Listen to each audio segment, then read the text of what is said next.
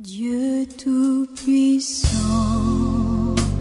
quand mon cœur considère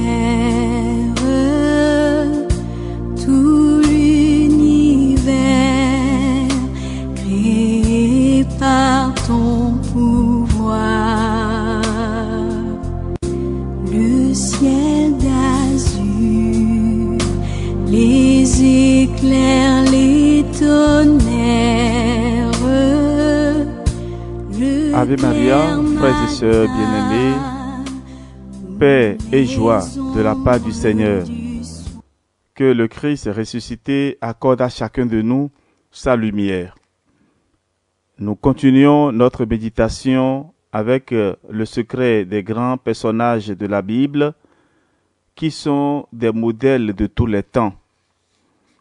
Deuxième méditation, nous parlerons aujourd'hui de Rebecca et nous aborderons la vie de Léa et de Rachel, si le temps le permet.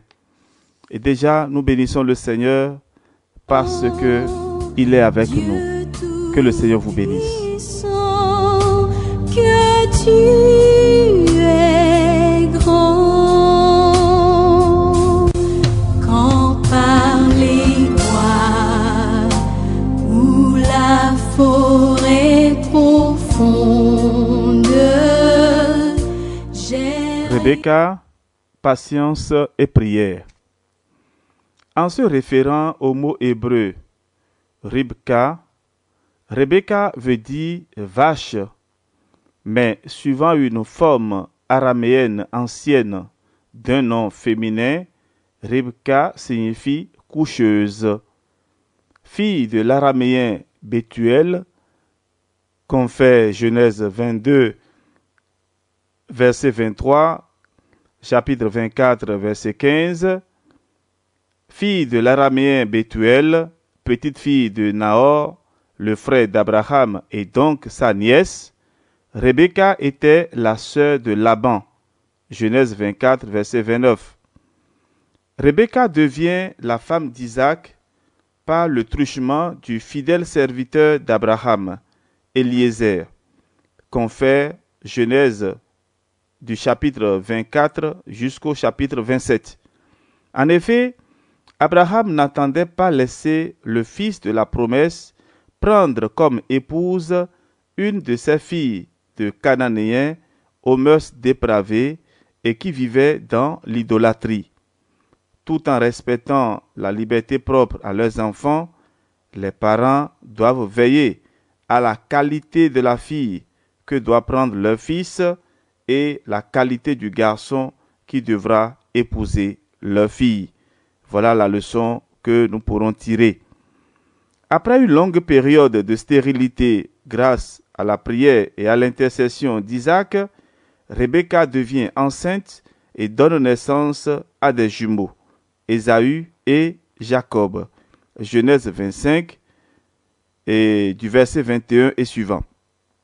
Mais déjà, dès le sein maternel, les deux se présentent comme des frères ennemis qui se disputent la préséance. Vous pouvez lire cela dans Genèse 25, versets 22 et 23.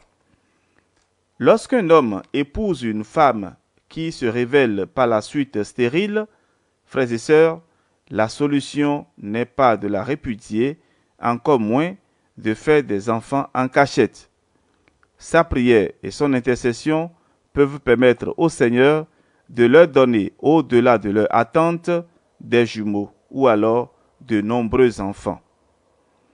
Alors, préférant Jacob, en qui elle avait décelé beaucoup de qualités, Rebecca va l'aider par ruse à obtenir la bénédiction paternelle destinée à Ésaü en tant qu'aîné et favori d'Isaac, déjà très âgé et dont la vue avait considérablement baissé. Nous lisons cela dans Genèse 27, versets 1 à 29. Pour le préserver contre la vengeance d'Ésaü, Rebecca demande à Jacob de s'enfuir à Haran, chez son frère Laban. Ce départ lui évitera également de prendre une étrangère pour épouse.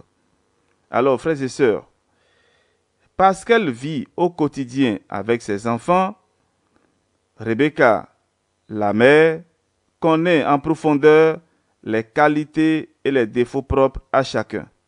Elle sait par intuition ce que chacun de ses enfants est capable de faire. Lorsqu'une femme a un projet qui lui tient à cœur, elle développe toutes les stratégies possibles pour atteindre son objectif.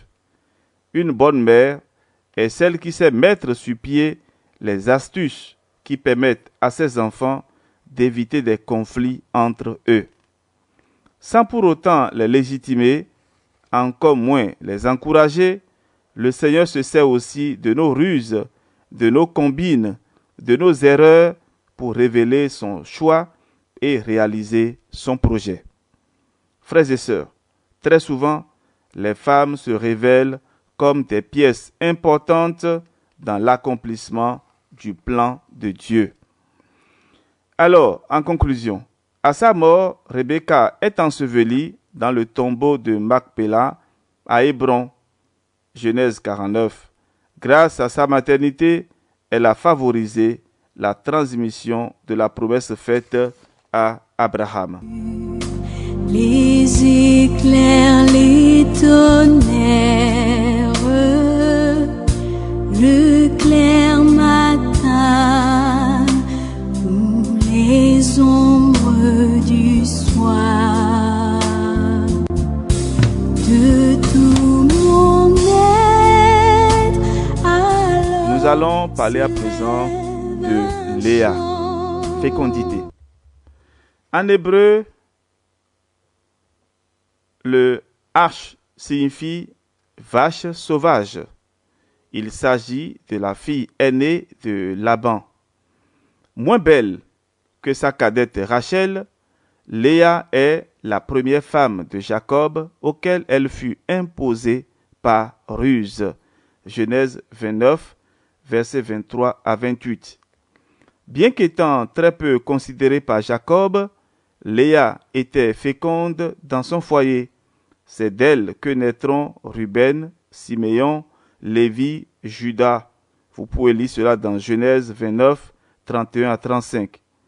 Issachar, Zabulon et une fille Dinan, et par sa servante Zilpa, elle deviendra mère putative de deux autres fils de Jacob, Gad et Azer.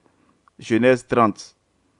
Alors, frères et sœurs, comme femme, le Seigneur peut ne pas nous donner la beauté physique, mais nous gratifier d'une autre chose beaucoup plus importante, par exemple la fécondité.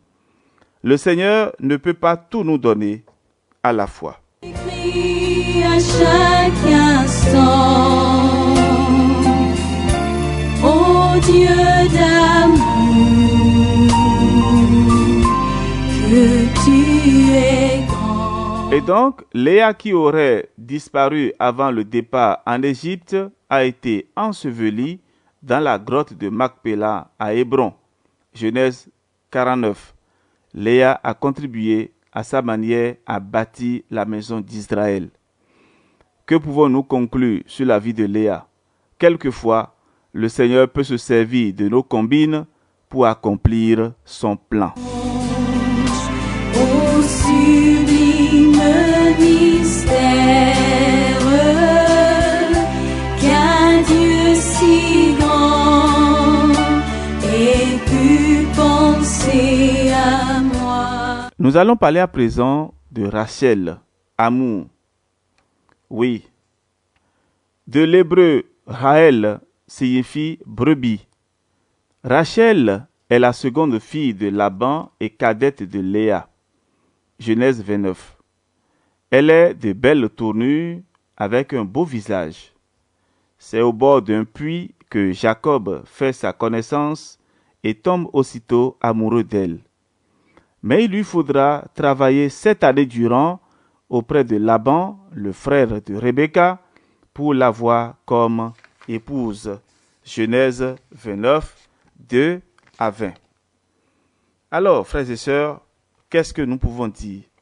Lorsque le Seigneur vous destine un époux ou une épouse, il crée lui-même des circonstances favorables à la naissance et à l'éclosion de cet amour.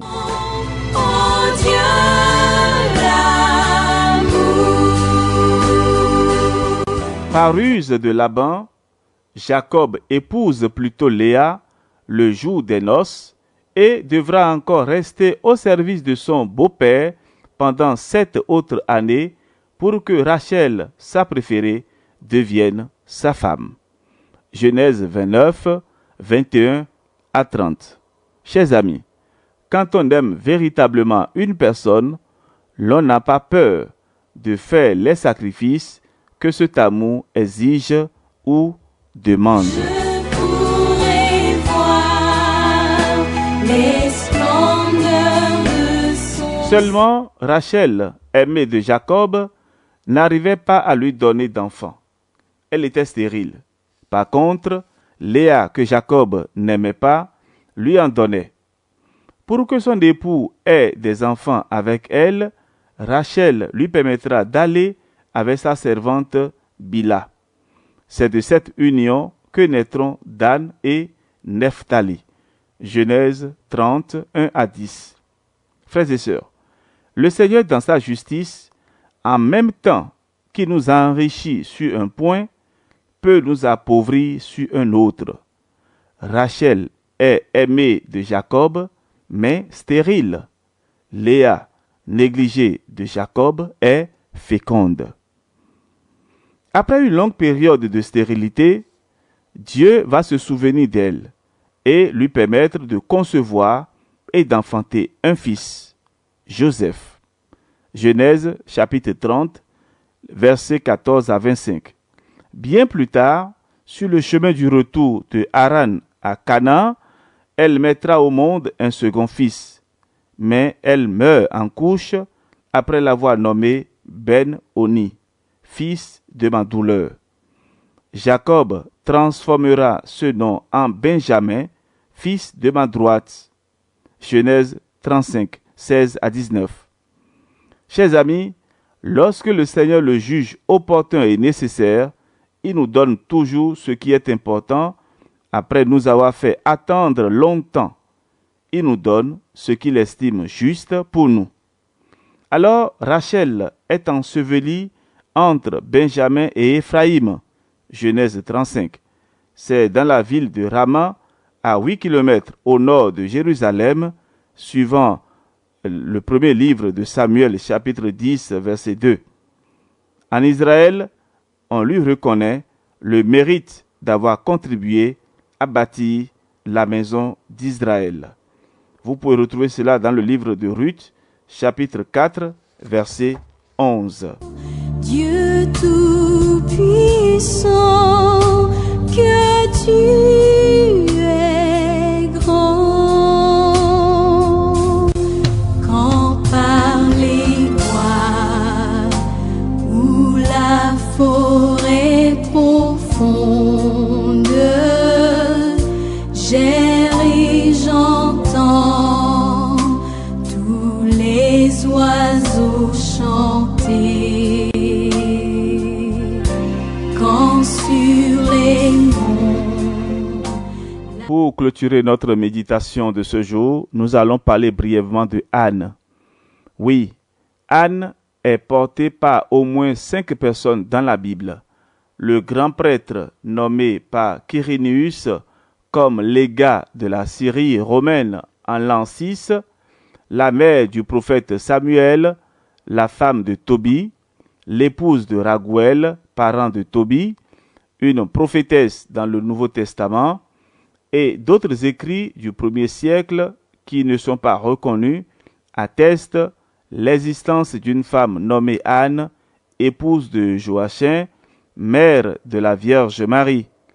Nous ne présenterons ici que 2 d'entre elles, une de l'Ancien Testament, la mère de Samuel, et l'autre du Nouveau Testament, la prophétesse. Nous en parlerons la prochaine fois. Que déjà le Seigneur, dans sa miséricorde, vous bénisse et vous protège, qu'il vous accorde la lumière de sa face et que sa bénédiction descende et demeure sur vous, Au nom du Père et du Fils et du Saint-Esprit. Amen.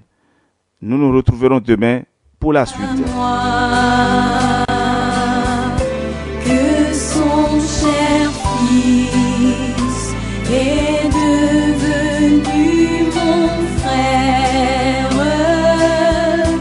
et que je